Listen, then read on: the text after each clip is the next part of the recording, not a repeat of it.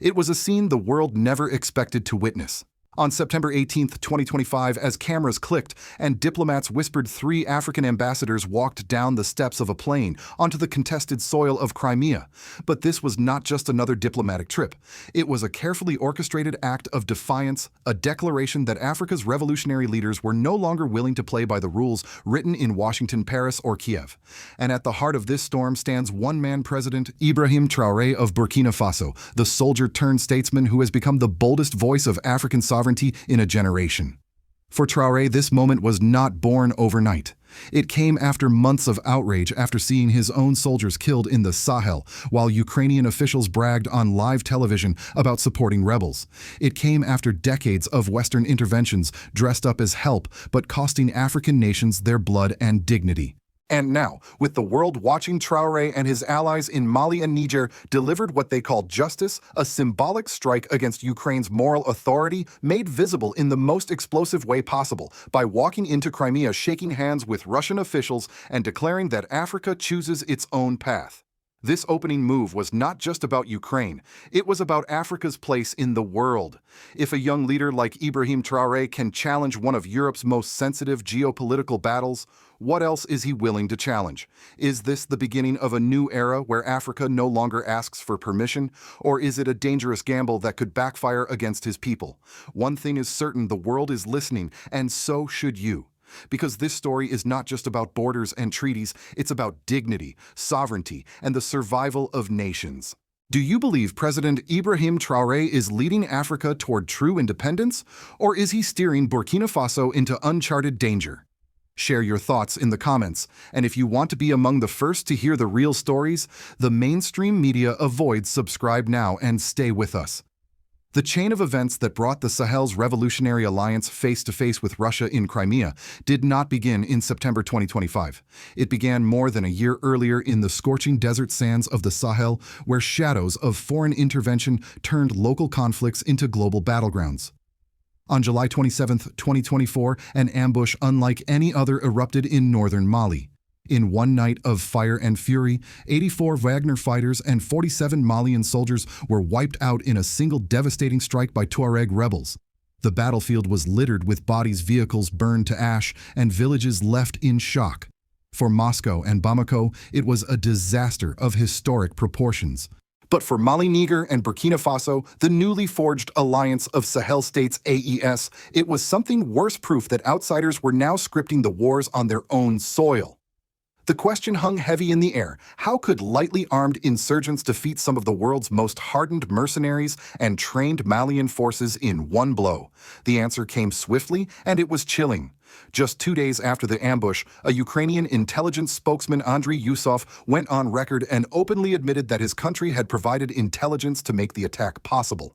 He smiled before cameras, boasting that Ukraine was hitting Russia everywhere, including Africa. For Western audiences, it was framed as a clever strike against Moscow's reach. But in the capitals of Bamako, Niamey, and Ouagadougou, it was nothing short of an outrage. Among those most incensed was President Ibrahim Traoré of Burkina Faso. He saw the death toll not through the lens of Russia's war, but through the eyes of Africans.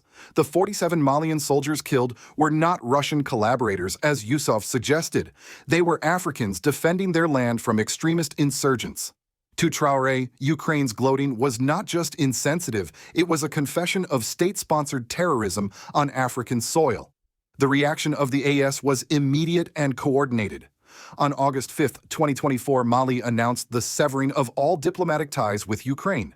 Within 3 days, Niger followed, declaring Ukraine an aggressor and expelling its representatives. Burkina Faso, under Traoré's leadership, did not formally cut ties, but delivered something even more potent: a legal and moral charge at the global stage.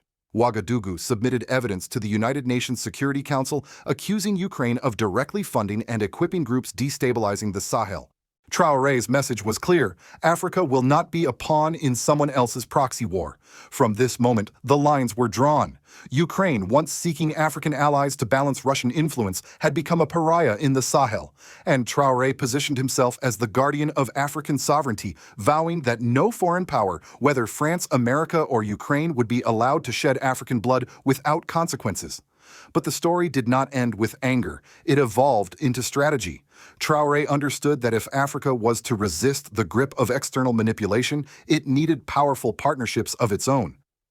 Over the next year, he spearheaded a series of agreements with Russia nuclear energy projects in Burkina Faso, military assistance pacts across the AES, and economic deals ensuring technology transfer and local ownership. Where Western powers had once offered lectures and conditions, Russia offered respect and tangible results. By mid-2025, the AES was no longer just a defensive alliance, it was a revolutionary bloc with its own foreign policy guided largely by Traoré's vision. The ultimate test of that vision came with the boldest move, yet sending ambassadors to Crimea on September 18, 2025. To Ukraine, it was a dagger in the back. To the AS, it was payback for the desert ambush transformed into a diplomatic counterstrike.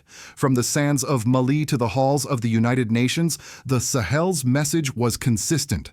Africa will not be anyone's battlefield. And at the center of it all was Ibrahim Traoré, the young captain who dared to turn grief into defiance and defiance into strategy. September 18, 2025. The date is now etched into the political memory of the Sahel.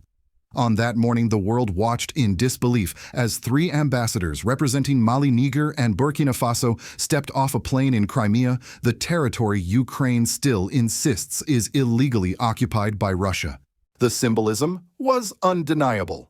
And behind every handshake, every camera flash, and every quiet word across the table was the unmistakable influence of President Ibrahim Traoré. For Traoré, this was not a stunt. It was the culmination of a year-long strategy to show that the Sahel would no longer tolerate double standards. The desert ambush of 2024 had left too many scars, and Ukraine's prideful admission of involvement had turned those scars into fury. Now, with his partners Colonel Assimi Goïta of Mali and General Abdourahmane Tchiani of Niger, Traoré was ready to escalate the fight this time, not with weapons, but with diplomacy as sharp as any blade. The setting in Crimea was no accident. It was the most sensitive fault line in Ukraine's struggle, the one place the West swore no country should recognize. By sending their ambassadors there, the AES shattered that taboo. They were saying, if you can destabilize our backyard, we will step boldly into yours. For 3 days, the AES delegation met with Sergei Aksyonov, the head of Crimea, and Russian officials. They toured energy facilities, discussed nuclear power projects that Burkina Faso and Mali had already signed, and explored new avenues for trade and education. Every move was calculated to send multiple messages at once. To Ukraine, your war will not be fought at our expense. To the West, you no longer control Africa's diplomacy. To Russia, we are not your clients. We are partners. And to the African people, your sovereignty has defenders who will not bend. The reactions came swiftly. In Kiev, the Ministry of Foreign Affairs issued furious statements denouncing the visit as a blatant violation of international law. Ukrainian officials accused the AES of joining Russia's colonial campaign, a charge so ironic that even neutral observers called it hypocrisy. After all, this was the same Ukraine that had openly bragged about backing rebels in Mali. In Moscow, the response was jubilant. Russian lawmakers hailed the AES as heroic states that expelled colonial powers and stood against neo-colonialism. Russian media celebrated the event as a breakthrough in the fight against Western isolation, finally delivering the international recognition of Crimea that Moscow had long craved. But perhaps the most telling response was not outrage or celebration, it was silence. From Washington, Paris, and Brussels came little more than muted statements carefully avoiding escalation. For Western powers, confronting Traoré directly risked losing even more influence across Africa. And so the silence itself became part of the story, a tacit admission that the Sahel's leaders had pulled off a diplomatic earthquake. Inside Africa, the move resonated deeply. In Ouagadougou, supporters of Ibrahim Traoré filled the streets waving flags and chanting his name. For them, this was not about Ukraine or Russia, it was about dignity. They saw in their young president a leader who had turned a tragedy, the death of African soldiers in 2024, into a platform for reclaiming respect on the world stage. In Bamako and Niamey, similar scenes unfolded, crowds hailing Goïta and Tchiani, but always with Traoré at the center as the figure who gave the AES its revolutionary fire. The symbolism of Crimea was powerful, but the true climax was the transformation of anger into unity. By walking into territory, Ukraine fought desperately to hold on to the AES leaders, reminded the world that sovereignty is not a gift from the West, it is a right defended by those willing to risk isolation for it.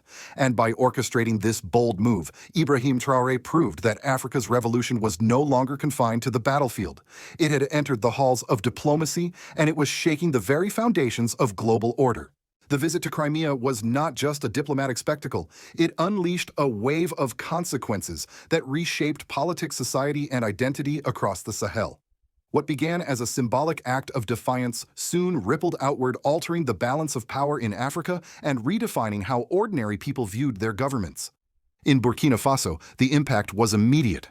For years, the nation had lived under the weight of insecurity, villages raided, schools burned, and families displaced by extremist violence. But when Ibrahim Traoré sent his diplomats into Crimea, people in Ouagadougou saw more than geopolitics. They saw their leader standing tall where others had bowed.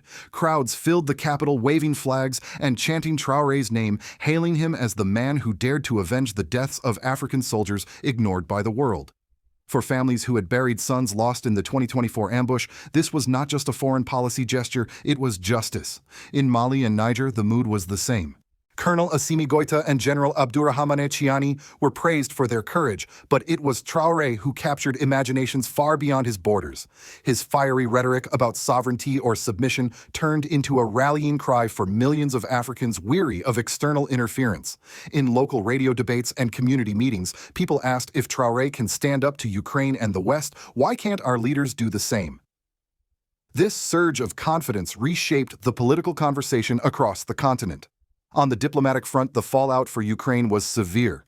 Once seen as a victim of Russian aggression, Ukraine's credibility crumbled in Africa. The revelation that its intelligence services had helped rebels kill African soldiers destroyed sympathy in the Sahel. When Kiev condemned the Crimea visit, few in Africa listened. Instead, Ukraine was branded as a hypocrite, a nation demanding sovereignty for itself while denying it to others. Some African diplomats quietly warned that if Ukraine pressed further interference, it might face wider continental isolation. For the Alliance of Sahel States AES, the consequences were transformative. Until this point, the AES had been viewed by outsiders as a fragile bloc of military regimes. But the Crimea visit changed the narrative. Suddenly, the AES looked like a cohesive alliance capable of reshaping Africa's geopolitical landscape. By standing together, the three nations proved that unity could amplify their voice on the global stage. And at the center of this unity was Ibrahim Traoré, whose vision of revolutionary diplomacy had given the alliance both direction and moral authority. Beyond politics, the social fabric of these nations shifted. For decades, Africans had been told their leaders must conform to Western models of democracy and diplomacy. But Traoré's defiance offered a new story, one rooted in pride, resilience, and self-determination. In Burkina Faso's universities, students began organizing debates about sovereignty and independence, often citing Traoré's speeches. In rural villages where Western aid programs once dictated community life, people now spoke of dignity returning. Even critics who worried about over-reliance on Russia admitted one thing: the psychological barrier of dependency had been broken. The consequences also stretched into continental politics.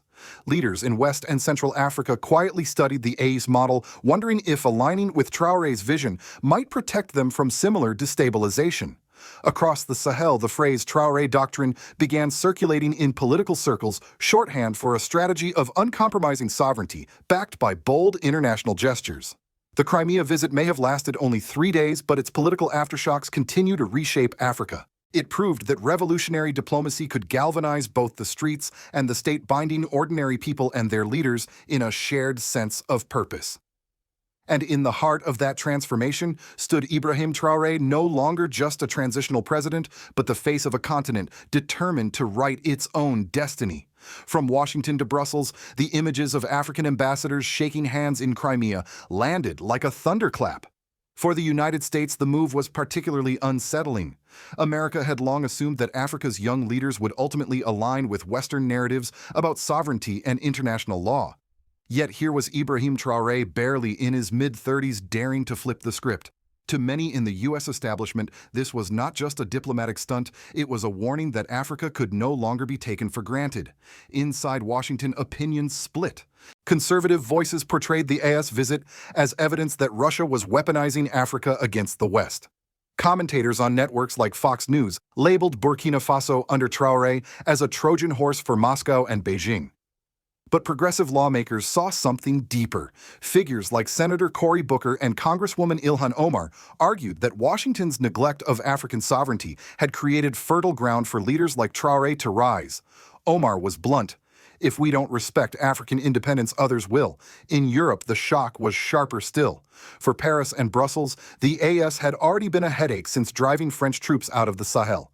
Now, by openly recognizing Russia's control of Crimea, Traoré and his allies had crossed what Europe considered a red line.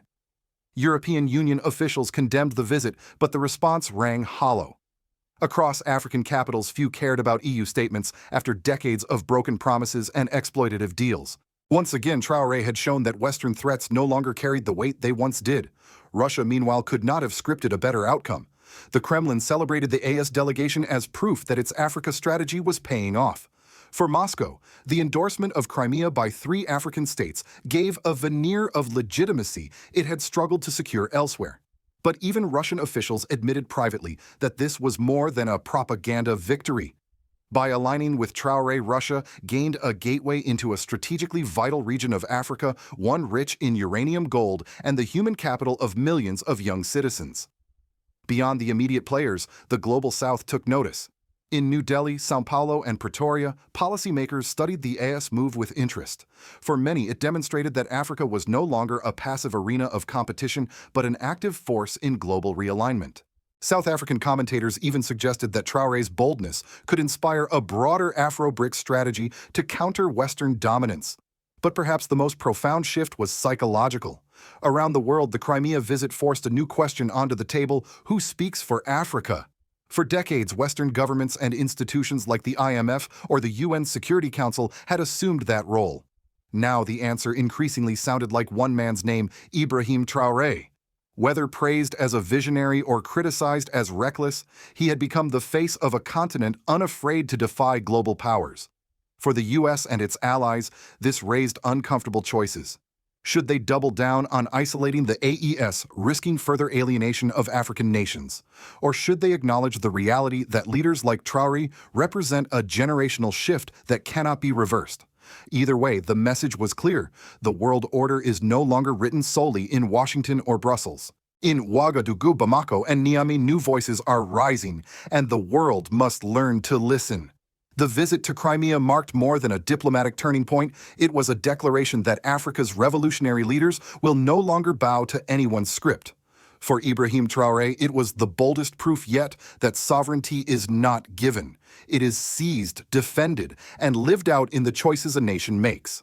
By standing alongside his allies in Mali and Niger, Traoré turned what many dismissed as a symbolic act into a global statement. Africa will not be a pawn in foreign wars, nor a silent spectator in the great struggles of our time. But history teaches us that such defiance comes with risks. The West has never allowed challenges to its order to go unanswered. Sanctions, propaganda campaigns, even covert destabilization, these are tools Africa has seen before. The question now is whether Traoré and the AES can withstand the backlash. Will the promise of nuclear energy, new trade deals, and stronger defense truly secure their people's future? Or will this daring move draw them into even greater storms? For the people of Burkina Faso, the symbolism runs deeper than politics. It is about the memory of sons lost in the desert, about villages tired of being battlefields for other people's agendas. It is about reclaiming dignity in a world that has too often ignored African lives. And for older generations, especially those who remember the assassinations of leaders like Thomas Sankara or Patrice Lumumba, the rise of Traoré feels both inspiring and fragile. They know how quickly hope can be targeted when it threatens powerful interests. Yet the world is changing. The silence from Washington and Paris after the Crimea visit spoke volumes. Perhaps for the first time in modern history, Africa's voice cannot simply be muted. Leaders from South Africa to Brazil are beginning to see in Traore not just a local figure, but a continental symbol, one who dares to say what others only whisper. So we must ask, do you believe that President Ibrahim Traoré's strategy of revolutionary diplomacy is truly effective, or is he steering Burkina Faso into dangerous waters? Can Africa build its independence on bold defiance, or must it find another way? Share your thoughts in the comments below. Please share this video if you believe you are among the first to witness and support President Ibrahim Traoré's bold vision for Africa. And don't forget to subscribe, because in a world where headlines are designed to distract, we bring you the truth that matters.